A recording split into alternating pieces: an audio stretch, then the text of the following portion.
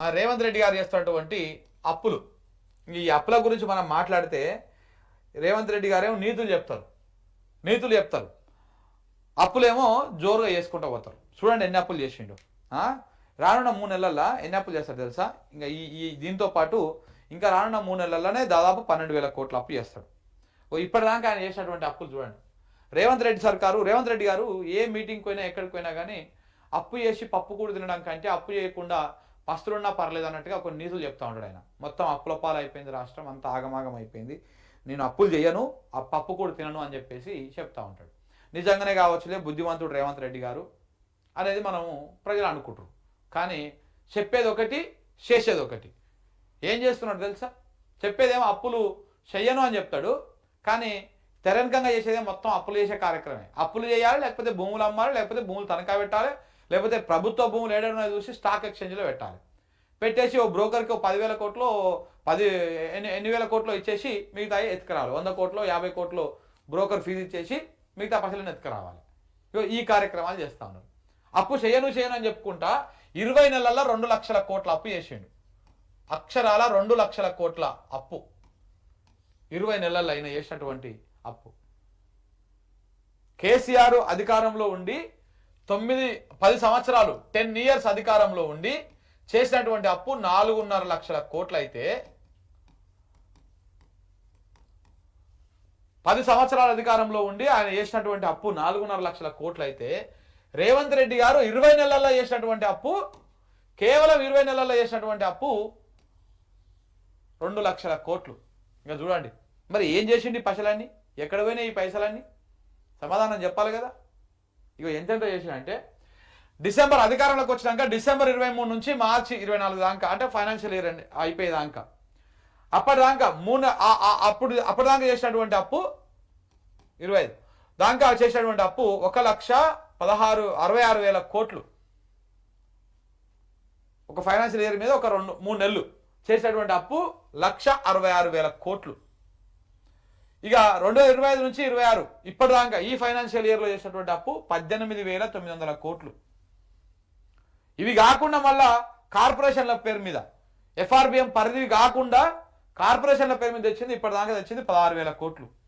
మొత్తం 2 లక్షల కోట్ల రూపాయల అప్పు తెచ్చింది ఇప్పటిదాకా. ఇది కేవలం అప్పే. మళ్ళీ ఇదే రేవంత్ రెడ్డి గారు మళ్ళీ ఈ లెక్క ఇంతకుముందు కూడా చెప్పినా మళ్ళీ కూడా చెప్తున్నా, ప్రతి నెల మనకు మంత్లీ వచ్చేటువంటి ఇన్కము 18,500 కోట్లు మనకు ఇన్కమ్ వస్తుంది అని చెప్పిండు. 18,500 కోట్ల ఇన్కమ్. ఇక ఇప్పుడు 2 లక్షల కోట్ల అప్పు తెచ్చిండు.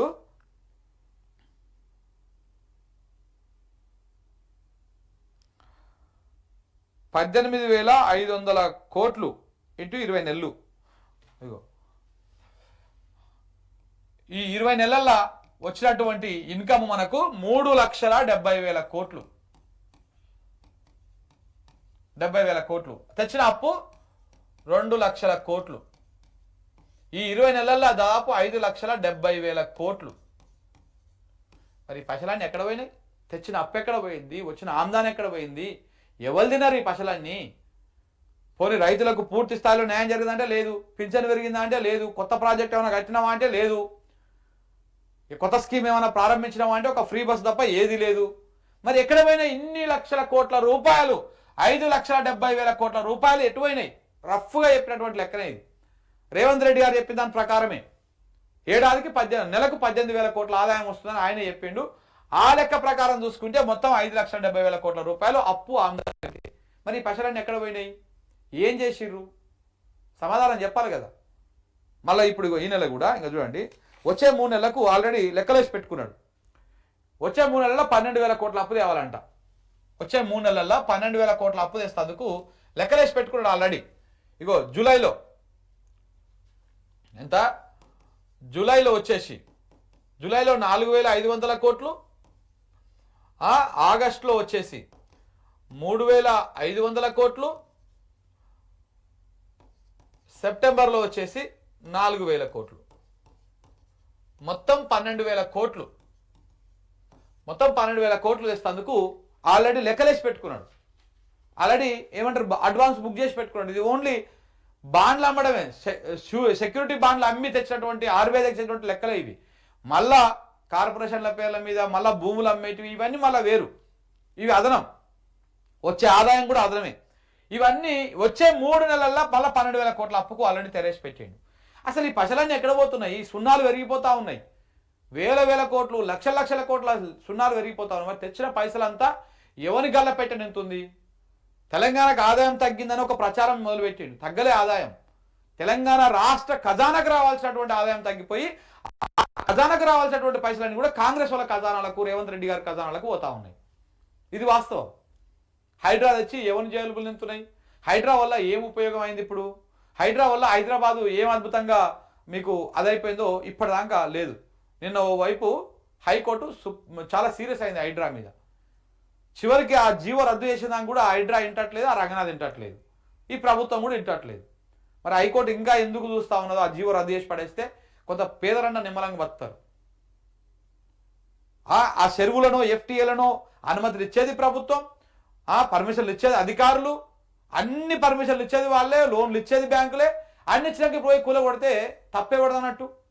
నువ్వు ఆ చెరువు పరిధిలోనో, ఎఫ్టీఎల్ పరిధిలోనో, బఫర్ జోన్లోనో, లేకపోతే ఇంకెక్కడనో ఉన్నప్పుడు అనుమతి ఇవ్వకపోతే ఎవరు పోయి కట్టుకోరు కదా ఇండ్లు. పర్మిషన్లు ఇస్తారు, పన్నులు కట్టుకుంటారు, ట్యాక్సులు వసూలు చేస్తారు, కరెంటు బిల్లులు కట్టుకుంటారు, నల్ల బిల్లులు కట్టుకుంటారు. అన్ని కట్టుకొని ఇవాళ తీరా పోయి నీ ఇల్లు మొత్తం బఫర్ జోన్లో ఉంది, చెరువులో ఉంది, కుంటలో ఉంది అని కూలగొడితే ఎట్లా? ఇన్నేళ్ళు ఆడ ఉండి ఆయన కట్టేటువంటి పనులన్నీ మరి ఎక్కడ పోయినట్టు? ఇప్పుడు ప్రభుత్వం ఆ రకంగా దోచుకుంటుంది, ఈ రకంగా వాళ్ళని నాగం చేసి రోడ్ల మీద పడేస్తుందా? ఇప్పుడు దానివల్ల ఎవరికి ఉపయోగం? ప్రజలకు ఏమైనా ఉపయోగం ఉందా? అగో ఇట్లా ఊలగొడుతుంటే పెద్ద పెద్ద కాంట్రాక్టర్లు, పెద్ద పెద్ద బిల్డర్లు కావాల్సినటువంటి విటమిన్లు అన్నీ కూడా ఇటు మరి కాంగ్రెస్ పెద్దలకు, ముఖ్యమంత్రి గారికి పంపిస్తున్నట్టున్నారు. ఆ విటమిన్ల కోసం ఇక్కడ హైడ్రాని మొత్తం రంగంలోకి దింపి ఈ కార్యక్రమం చేస్తున్నట్టుగా అర్థమవుతా ఉంది. చాలా దుర్మార్గం. బ్లాక్ మెయిలింగ్ చేస్తూ ఉంది లిటరల్లీ ప్రభుత్వం. బ్లాక్ మెయిలింగ్ చేస్తుంది అంటే ప్రభుత్వం ఏమన్నా? ఈ హైడ్రా అనేది బ్లాక్ మెయిలింగ్ చేస్తట్టుగానే అనిపిస్తుంది తప్ప అది పెద్దగా దానివల్ల ఎవరికి ఉపయోగం ఉందన్నట్టు మాత్రం ఆ మాట మాత్రం అర్థమవుతలేదు. సో అట్లా దానికి అలవాటు పడ్డారు. మరి ఈ పైసలన్నీ ఎక్కడ పోయినాయి? తెచ్చినటువంటి పైసలు ఈ లెక్కలన్నిటికి సమాధానం చెప్పాలి. వేల కోట్ల రూపాయలు, లక్షల కోట్ల రూపాయలు అప్పు చేయాలి. ఆ అప్పుని ఎందుకు చేస్తున్నామో కూడా చెప్పకుండా కప్పిపుచ్చుకోవాలి. చూడండి, నమస్తే తెలంగాణ రాష్ట్రం ఇదే వార్తని. ఇటు అప్పులు, అటు పన్నులు. సామాన్యుడికి కుడి ఎడమల కుంపట్లు అనమాట. ఎవరు? ఇటువైపు ఏమో మన మోడీ గారి పాలన. మోడీ గారేమో పన్నుల మీద పన్నులు వేసి, జిఎస్టీల మీద జిఎస్టీలు వేసి మళ్ళా ముక్కు విండి వసూలు చేస్తున్నాడు. ఇక మన రేవంత్ రెడ్డి గారేమో అప్పుల మీద అప్పులు తెచ్చి రాష్ట్రాన్ని మొత్తం ఆర్థిక సంక్షోభంలోకి నెట్టేస్తున్నాడు. ఇద్దరు సరిపోయి